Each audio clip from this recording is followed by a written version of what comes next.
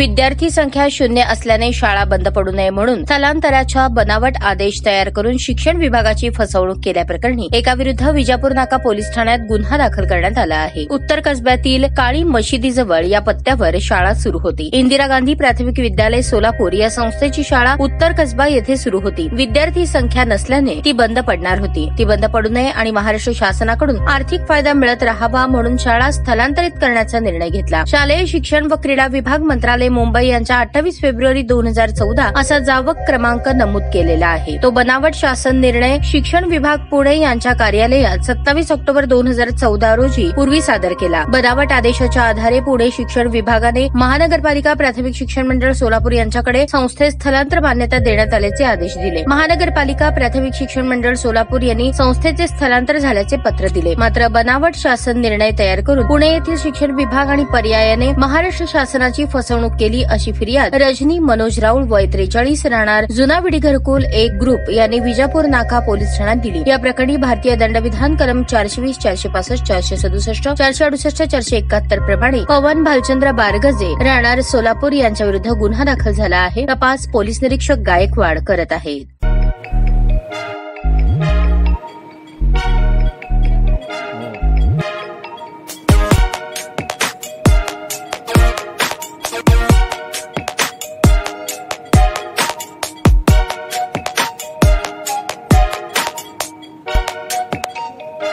सोलापूर शहरातील सुप्रसिद्ध हॉस्पिटल म्हणजे सेंट्रल मल्टी स्पेशालिटी हॉस्पिटल मागील अनेक वर्षापासून सेवा बजावत आहे। 24 तास इमर्जन्सी सर्व्हिस, मॉडर्न टेक्नॉलॉजी, अनुभवी डॉक्टर्स तसेच अत्याधुनिक तंत्रज्ञान सुविधांनी सुसज्ज स्त्रीरोग प्रसूती विभाग, ऑर्थोपेडिक विभाग, मेडिकल विभाग आणि इतर एकमेव नाव म्हणजे सेंट्रल मल्टी स्पेशालिटी हॉस्पिटल।